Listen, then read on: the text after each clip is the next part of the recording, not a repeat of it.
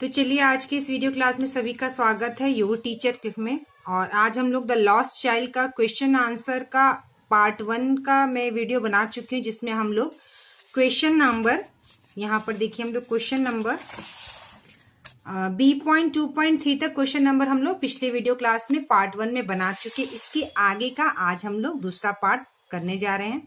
तो देखिए यहाँ पर जो क्वेश्चन है B.2.4 का, rewrite the following sentences in the order in which they appear in the story।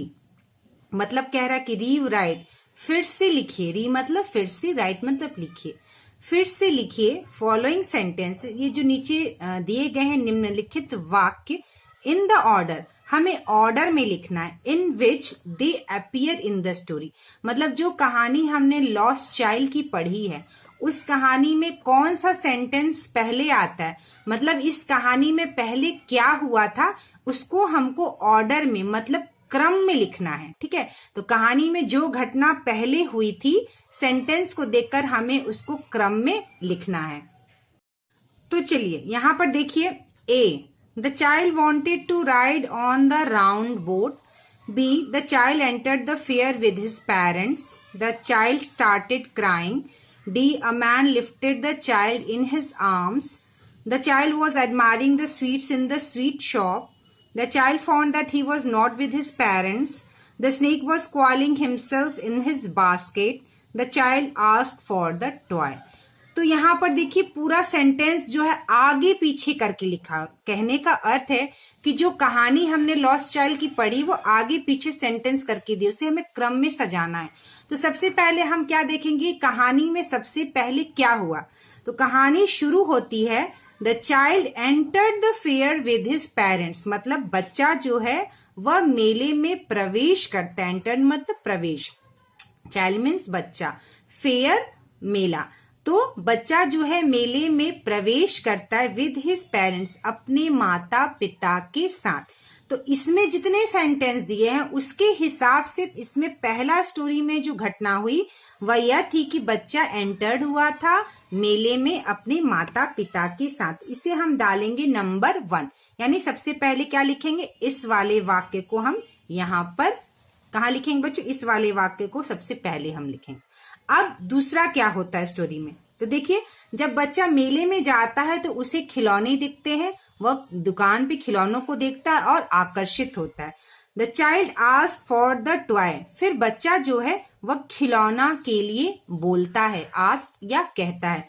तो ये हो गया आपका नंबर 2 पॉइंट। ठीक है, नंबर 2 में ये वाला सेंटेंस लिखेंगे। फिर नंबर 3 में देखिए क्या घटना होगा, the child was admiring the sweets in the sweet shop. जब वो खिलौना देखता और खिलौना नहीं खरीद पाता है तो उसे जो है मिठाई की दुकान में मिठाई दिखती है और वह उससे बहुत ज्यादा आकर्षित होता है। The child was admiring the sweets in the sweet shop. तो ये हो गया आपका तीसरा क्रम। चौथा क्या होता है, देखिए जब वो बच्चा जाता है मिठाई के पास, मिठाई खाने के लिए सोचता है अपनी फेवरेट बर्फी। उसके बाद वह क्या होता है स्टोरी में, the snake was coiling himself in his basket.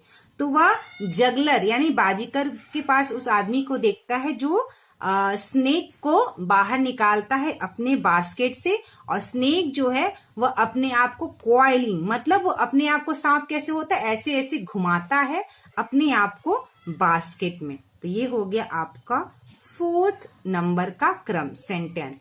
अब 5th घटना इसमें क्या होती है, the child wanted to ride on the round boat, मतलब बच्चा जो है वह मेले का पूरा राउंड बोट चक्कर लगाना चाहता है। तो ये हो गया आपका 5th नंबर का सेंटेंस। 6th नंबर सेंटेंस क्या होगा, the child found that he was not with his parents. इसके बाद वो राउंड अबाउट के लिए बोलता है, उसके बाद वो अचानक बच्चा क्या पाता है कि उसके माता पिता उसके साथ नहीं है। द चाइल्ड फाउंड, बच्चा को यह पता लगता है, वह पाता है, दैट ही वॉज, कि वह नॉट विद हिज पेरेंट्स, वह अपने माता पिता के साथ नहीं है। तो यह हो गया सेंटेंस नंबर 6। इसके बाद क्या घटना होती है, द चाइल्ड स्टार्टेड क्राइंग। जब वो माता पिता उसके नहीं रहते हैं उसके पास तो बच्चा क्या करने लगता है बच्चों, क्राइंग, चिल्लाने लगता है, वह रोने लगता है। तो यह हो गया 7 नंबर सेंटेंस। इसके बाद क्या होता है, a man lifted the child in his arm. फिर एक आदमी आता है लिफ्टेड, और उस बच्चे को आर्म्स मतलब अपनी बाहों में लिफ्टेड उठाता है, यानी एक आदमी आता है उस बच्चे को अपने गोद में बाहों में उठा लेता है। तो ये हो गया सेंटेंस नंबर 8।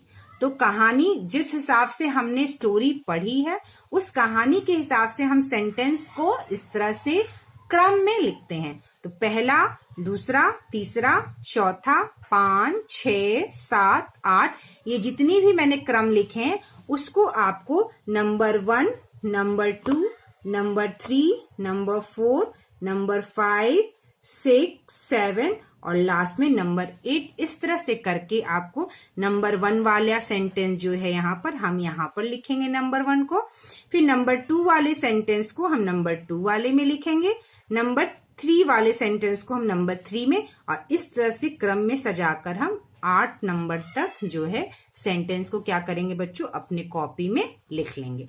तो ये हो गया हमारा क्वेश्चन नंबर B.2.4। चलिए अब हमारा नेक्स्ट क्वेश्चन है बच्चों, यहाँ पर देखिए वर्ड स्टडी, ठीक है, शब्दों की पढ़ाई। कंपाउंड वर्ड्स, कंपाउंड वर्ड्स का अर्थ होता है बच्चों 2 वर्ड को मिलाकर एक वर्ड जिसका एक मीनिंग निकलता है उसे कंपाउंड वर्ड्स कहते हैं। जैसे the word fair ground is a combination of words fair and ground, मतलब कि ये जो फेयर ग्राउंड जो है बच्चों वो एक शब्द है, लेकिन यह 2 शब्दों को मिलाकर एक शब्द बना है और इस एक शब्द का सिर्फ एक ही अर्थ है। यहाँ फेयर का अलग अर्थ है, ग्राउंड का अलग अर्थ है। फेयर का अर्थ होता है मेला, ग्राउंड का अर्थ होता है वह जमीन, लेकिन फेयर ग्राउंड मतलब वह जमीन जहां मेला लगता है, इसका अर्थ हुआ। तो ये फेयर ग्राउंड जो है 2 वर्ड से मिलकर बना, इसीलिए इसे कंपाउंड वर्ड्स कहते हैं। The compound word refer to the ground where the fair was being held. और फेयर ग्राउंड का अर्थ क्या हुआ बच्चों, कि वह ग्राउंड, वह जमीन जहां पर फेयर मेला लगता है उसे हम फेयर ग्राउंड कहते हैं। तो अब देखिए यहाँ पर कुछ दिया हुआ है। Can you guess what the following words refer to, कह रहा है क्या तुम गेस मतलब बता सकते हो व्हाट द फॉलोइंग, यहाँ पे जो निम्नलिखित दिया है वर्ड शब्द यह किसको रेफर करता है, मतलब यह वर्ड जो है किसको बताता है, क्या बताता है। तो ठीक है, फुटपाथ, ठीक है, क्या है बच्चों, footpath, a narrow path for people to walk on. तो फुटपाथ का अर्थ होता है a narrow path for people to walk on. तो रोड के किनारे फुटपाथ होता है, फुट का अर्थ होता है पैर और पाथ का अर्थ होता है रास्ता। तो एक नैरो पाथ जो फुटपाथ होता है बच्चों रोड पे वह बहुत पतला होता है। कैसा होता है, नैरो का अर्थ होता है पतला, पाथ का मतलब रास्ता, रास्ते पर एक पतला रास्ता होता है फॉर पीपल लोगों के वॉक ऑन चलने के लिए। तो जनरली जो फुटपाथ होता है वो लोगों के चलने के लिए होता है और जो बीच का सड़क होता है उस पे गाड़ियां चलती हैं और फुटपाथ पे किनारे लोग चलते हैं। और बहुत जगह तो फुटपाथ पे लोग सब्जी बेचते हैं और कुछ कुछ सामान बेचते हैं किनारे फुटपाथ पे लगा के, और रात में तो फुटपाथ पर लोग सो भी जाते हैं। ठीक है, तो मतलब कि वो जो फुटपाथ होता है वो लोगों के चलने के लिए रास्ता होता है। ठीक है, तो चलिए अब हमारा सेकंड है बुल्लॉक कार्ट। बुल्लॉक कार्ट का अर्थ होता है बच्चों बैलगाड़ी। तो इसका इंग्लिश में क्या मीनिंग है, अ कार्ट ड्राइव्ड बाय बुल्लॉक, मतलब एक गाड़ी जो बैल द्वारा चलाई जाती है उसे क्या कहते हैं हम, बैलगाड़ी, बुल्लॉक कार्ट। थर्ड है बुक शेल्फ। ठीक है, अ शेल्फ ऑफ बुक, शेल्फ का अर्थ होता है अलमीरा जहां हम सामान रखते हैं, तो ऐसा शेल्फ जहां हम किताबें रखते हैं उसे हम कहते हैं बुक शेल्फ। फोर्थ है roommate, a person that you share a room. Roommate का अर्थ होता है वह कोई भी व्यक्ति जो आपके साथ आपके रूम में यानी आपके कमरे में रहता है, आप उसके साथ अपना कमरा शेयर करते हैं, बांटते हैं। तो अ पर्सन एक व्यक्ति, दैट यू शेयर जिसके साथ आप अपना कमरा शेयर करते हैं या बांटते हैं, यानी आप उसके साथ रहते हैं, उसे कहते हैं रूममेट। फिफ्थ है क्लासमेट। क्लासमेट का अर्थ क्या होता है बच्चों, a person in the same class in school, school में, ऑर्गेनाइजेशन में या कॉलेज में। तो आप यहाँ स्कूल की जगह कॉलेज भी लिख सकते हैं या कोई ऑर्गेनाइजेशन भी लिख सकते हैं। मतलब वह व्यक्ति एक व्यक्ति जो आपके साथ आपकी क्लास में हो उसे हम कहते हैं क्लासमेट। 6 है black board, a piece of dark black colour board for writing with chalk. ठीक है, ब्लैक बोर्ड क्या होता है, जिसे हम हिंदी में श्याम पट्ट कहते हैं। तो डार्क ब्लैक कलर एक पीस होता है बोर्ड का। ठीक है, एक पीस टुकड़ा होता है बोर्ड का जो डार्क ब्लैक कलर होता है, जिस पर हम चौक से लिखते हैं, उसे क्या कहते हैं बच्चों, ब्लैक बोर्ड। तो हमारा नेक्स्ट क्वेश्चन है C.2 सीजन्स यानी कि मौसम। ठीक है, flower is associated with spring season. ठीक है, तो वसंत का जो मौसम होता है उसमें फूल खिलते हैं। ठीक है, रंग बिरंगे फूल खिलते हैं। तो फ्लावर शब्द जो है वह स्प्रिंग सीजन से एसोसिएटेड है, मतलब जुड़ा हुआ है। सिमिलरली उसी तरह, सिमिलरली का अर्थ उसी तरह, fan is associated with summer season, मतलब समर सीजन मतलब गर्मी का मौसम। तो गर्मी के मौसम में फैन चलाते हैं हम, पंखा चलाते हैं, तो पंखा जो है वह समर सीजन से एसोसिएटेड मतलब जुड़ा हुआ है। Fill in the blanks with the names of other things that are associated with the seasons given below।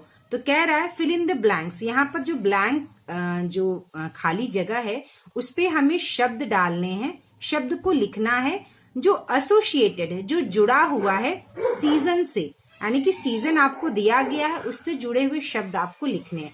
यहाँ पे स्प्रिंग सीजन है, समर सीजन है, विंटर है, रेनी सीजन है, तो उससे जुड़े हुए शब्द हमको लिखने हैं। जैसे स्प्रिंग सीजन जो है वसंत का जो मौसम होता है उससे फ्लावर होते हैं, बर्ड्स जो कलियां होती हैं बर्ड्स भी स्प्रिंग सीजन से रिलेटेड है, और ग्रीनरी मतलब जो हरा भरा, यानी कि स्प्रिंग सीजन में सब कुछ हरा भरा हो जाता है, तो यहाँ पर ग्रीनरी वर्ड जो है वह स्प्रिंग सीजन से एसोसिएटेड है। ठीक उसी तरह से अगर समर सीजन की बात करें, गर्मी का मौसम में, तो फैंस यहाँ लिखा हुआ है स्वेट। स्वेट का अर्थ होता है बच्चों पसीना, तो गर्मी में हमें पसीना निकलता है। और HOT हॉट, हॉट मतलब गर्म, तो समर से जुड़ा हुआ है, हॉट वर्ड एसोसिएटेड है। विंटर की अगर हम बात करें तो हम यहाँ पे लिख सकते हैं कोल्ड मतलब ठंडा, स्वेटर यानी विंटर में हम स्वेटर पहनते हैं, और हीटर विंटर में यानी कि ठंडी के मौसम में हम हीटर का प्रयोग करते हैं। उसी तरह से रेनी सीजन यानी बारिश का मौसम, उसमें क्लाउड्स यानी जब बारिश होती है तो बहुत सारे बादल घिर जाते हैं, क्लाउड्स। रेनी से एसोसिएटेड वर्ड है रेन यानी बारिश, और रेनी से एसोसिएटेड वर्ड है रेनबो यानी कि इंद्रधनुष। तो ये इस तरह के शब्द हो गए जो सीजन से रिलेटेड है, तो इस तरह से हम वर्ड्स लिख सकते हैं। आप दूसरी वर्ड्स भी इससे रिलेटेड लिख सकते हैं। जैसे विंटर में हम टोपी पहनते हैं तो आप कैप लिख सकते हैं। हम विंटर में हाथ में ग्लव्स पहनते हैं कि ठंडी ना लगे, तो आप ग्लव्स लिख सकते हैं। तो इस तरह से आप आग जलाकर हाँक सकते हैं, तो हम यहाँ फायर लिख सकते हैं। तो आप अपने मन से भी अलग अलग शब्द को यहाँ पर लिख सकते हैं। तो चलिए अब हमारा नेक्स्ट क्वेश्चन है डी ग्रामर यानी कि व्याकरण। रीड दीज सेंटेंसेस मतलब पढ़िए इन वाक्यों को। A will you have a ride on the horse, he gently asked. क्या आपको घोड़े पे सवारी करनी है? ही जेंटली आस्क्ड, उसने धीरे से पूछा। जेंटली का अर्थ होता है धीरे, ठीक है, उसने धीरे से पूछा। आस्क मतलब पूछा या कहा। Would you like the balloons, he asked gently. क्या तुम्हें बैलून पसंद है? उसने धीरे से कहा या पूछा। The part of the sentence put within inverted commas show that they are actually spoken by the narrators। कह रहा है inverted commas। देखिए बच्चों, यहाँ will के पहले दो छोटे छोटे लाइन है और यहाँ हॉर्स के बाद दो छोटा छोटा यहाँ डॉट है। तो इन दोनों डॉट के बीच, लाइन्स के बीच में एक सेंटेंस लिखा हुआ है। इस तरह जो होता है ना, ऐसे देखिए मैं बड़ा करके दिखा रही हूँ, ऐसे और यह ऐसे, इसे हम क्या कहते हैं? Inverted comma. क्या कहते हैं बच्चों? Inverted comma. तो कह रहा है इन्वर्टेड कॉमा के अंदर जो सेंटेंस है वह नरेटर यानी कि नरेटर जो है वह बोल रहा है, ठीक है, या स्पीकर यानी कि जो बोलता है उसे स्पीकर कहते हैं। जो क्वेश्चन यानी जो प्रश्न पूछता है उसे स्पीकर कहते हैं। तो ये स्पीकर द्वारा बोला गया। So they are in direct speech, मतलब इसलिए जो बोल रहा है उसके द्वारा बोला गया है, तो उसे हम डायरेक्ट स्पीच कहते हैं ना। जब कोई बात हमें खुद कहता है तो वह डायरेक्ट स्पीच होता है। They can be change into indirect speech as follows. हम डायरेक्ट स्पीच को इनडायरेक्ट स्पीच में चेंज कर सकते हैं। कैसे? He gently asked the child if he would have a ride on the horse. मतलब उसने धीरे से बच्चे से पूछा, क्या तुम्हें घोड़े पे सवारी करनी है?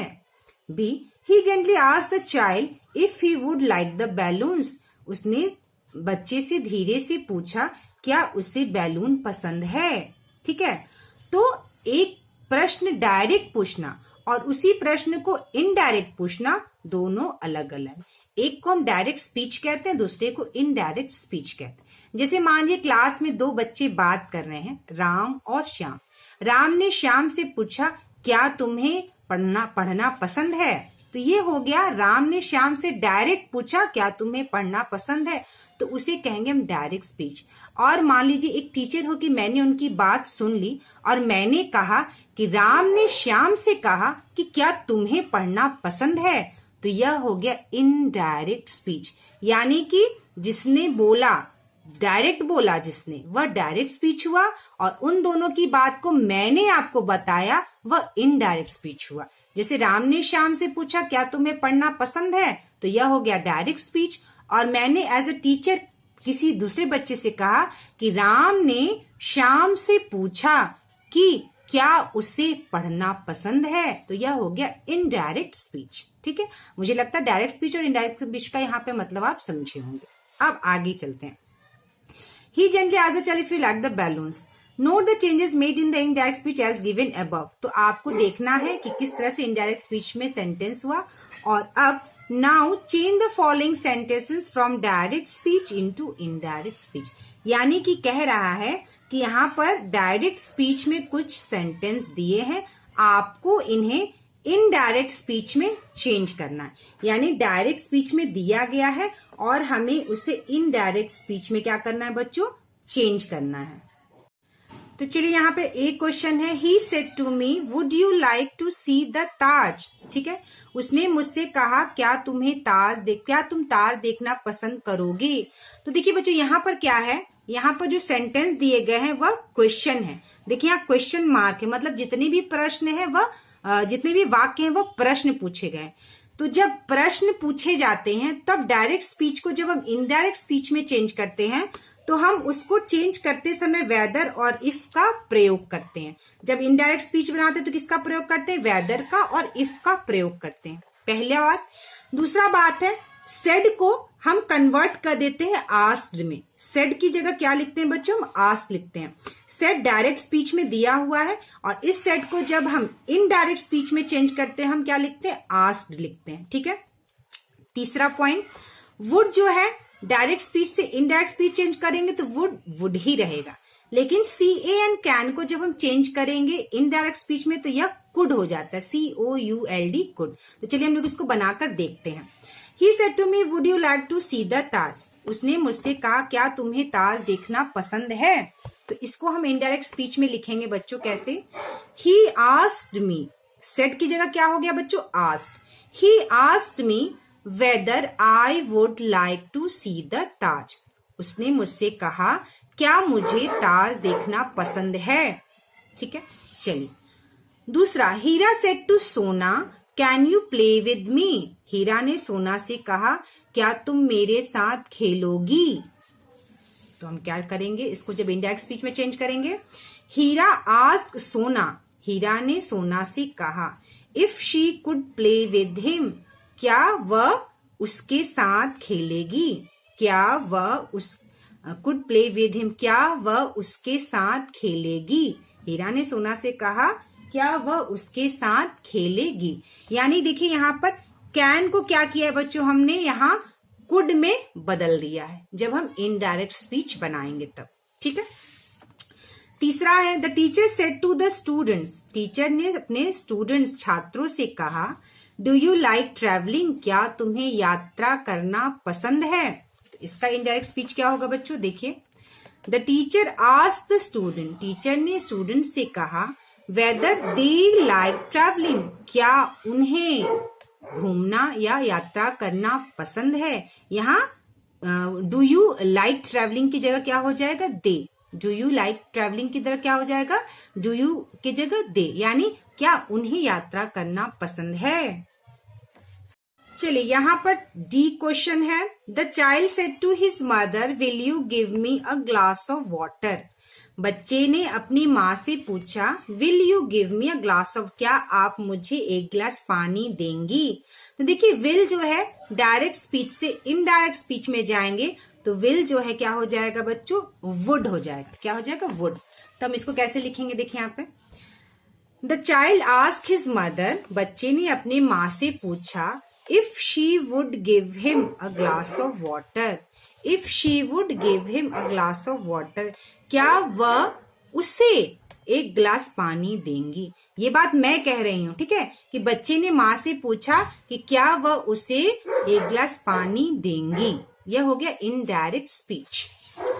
ई ऑप्शन है, he said to his friend have you ever eaten barfi, उसने अपने दोस्त से पूछा क्या तुमने कभी बर्फी खाई है। तो हम क्या करेंगे, देखिए इसको कैसे पूछेंगे इनडायरेक्ट स्पीच में। ही आस्क्ड हिज फ्रेंड, उसने अपने फ्रेंड से पूछा whether he had ever eaten barfi, क्या उसने कभी बर्फी खाई है। जब वह डायरेक्ट पूछता है तो कहता है क्या तुमने कभी बर्फी खाई है, लेकिन जब हम इनडायरेक्ट बोलेंगे तो हम क्या कहेंगे, क्या उसने कभी बर्फी खाई है। ठीक है, अब देखिए यहाँ पे आपके मन में एक सवाल आ सकता है कि किसी किसी टेंशन में हम वेदर यूज करेंगे और किसी वाक्य में हम इफ यूज करेंगे, तो कौन से सेंटेंस में हम वेदर यूज करेंगे और कौन से वाक्य में हम इफ यूज करेंगे, ये हम कैसे पता करेंगे। तो देखिए बच्चों, would you like to see the Taj, यहाँ पे कह रहा है कि तुम्हें क्या ताज देखना पसंद है। तो हम यहाँ पसंद और नापसंद की बात कर रहे हैं, तो जब पसंद और नापसंद की बात करेंगे तो हम वेदर का प्रयोग करेंगे। लेकिन अगर ये वाक्य देखिए, will you give me a glass of water, यहाँ कह रहा है कि आप मुझे क्या एक गिलास पानी देंगी, मतलब यहाँ पे काम करने या करवाने की भावना है, तो हम इफ का प्रयोग करेंगे। ठीक है, तो जहां किसी चीज के काम करने का पता चले या काम करवाने का पता चले तो हम इफ का प्रयोग करते हैं। जब हम पसंद और नापसंद की बात पूछते हैं तो हम वेदर का प्रयोग करते हैं। तो यह हो गया हमारा डायरेक्ट टू इनडायरेक्ट स्पीच। चलिए हमारा नेक्स्ट क्वेश्चन है बच्चों, work in pairs and role play, मतलब जोड़ा बनाइए एंड रोल प्ले, और इसको प्ले करिए, इसको करके देखिए। One of you became a shopkeeper of a shop of your liking, shopkeeper का अर्थ होता है दुकानदार। कह रहा है 2 लोगों में से एक जो है दुकानदार बन जाएगा जो इस तरह का दुकानों से पसंद है। Another can be the customer coming to the shop, दूसरा जो है वह कस्टमर बन जाएगा जो कि दुकान पर आएगा। Have a conversation मतलब कह रहा है फिर आप लोग बातचीत कीजिए, conversation मतलब बातचीत कीजिए। About something कुछ चीज के बारे में, किसी भी चीज के बारे में। You want to buy जिसे आप खरीदना चाहते हैं, और inquire या पता करना चाहते हैं about with the shopkeeper यानी दुकानदार से। One conversation has been given as an example for you, एक conversation जो है उदाहरण के तौर पर यहाँ दिया गया है। Shopkeeper, what can I get you, कहता है मैं आपके लिए क्या दूं। Child, एक काइट, एक पतंग। Shopkeeper बोलता है which one, कौन सा। चाइल्ड बोलता है जयपुरी। Shopkeeper, here it is, यह लो। पतंग देकर क्या बोलता है, यह लीजिए। Child, but it is torn from the side, torn means फटा हुआ, लेकिन यह तो किनारे से फटा हुआ है। शॉपकीपर बोलता है ओह आई विल रिप्लेस इट, मैं इसे बदल दूंगा। रिप्लेस मतलब बदल दूंगा। ट्राई दिस, यह दूसरा ट्राई करो। चाइल्ड बोलता है थैंक्स, धन्यवाद। दिस इज ग्रेट, यह बहुत अच्छा है। हाउ मच इज इट, यह कितने का है। शॉपकीपर बोलता है 2 rupees ओनली, सिर्फ 2 रुपए का। ठीक है। चाइल्ड, हियर इट इज, पैसा देकर बच्चा बोलता है यह लीजिए। थैंक यू, धन्यवाद। ठीक है, तो यह हो गया आपका कॉन्वर्सेशन। जस्ट इंग्लिश सीखने के लिए कॉन्वर्सेशंस होते हैं। क्वेश्चन है बच्चों हमारा F composition. F.1 your trip to the fair, आप जिस मेले में गए हैं उसके बारे में। घूमने, trip. Right in about 4 to 5 sentences your experience at a fair.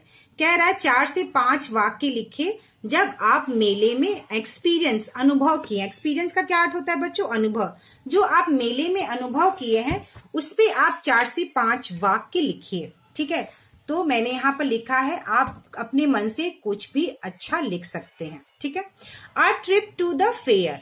Every year in the month of April we have a fair in our village. मतलब हर साल अप्रैल के महीने में हमारे गांव में मेला लगता है। I went to the fair with my parents. मैं मेले में अपने माता पिता के साथ जाता हूँ। There are many stalls in the fair. मेले में बहुत सारे स्टॉल्स यानी दुकान होते हैं अलग अलग तरह के। There are people in colourful clothes everywhere.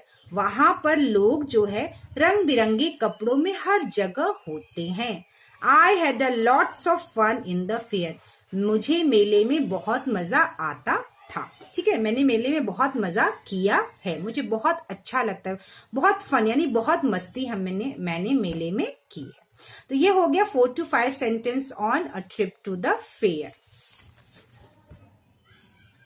हमारा लास्ट क्वेश्चन है translation. Translate the following into Hindi. ठीक है, पहला, दूसरा और तीसरा। There was no reply. Reply मतलब जवाब। ठीक है, रिप्लाई का अर्थ क्या होता है बच्चा?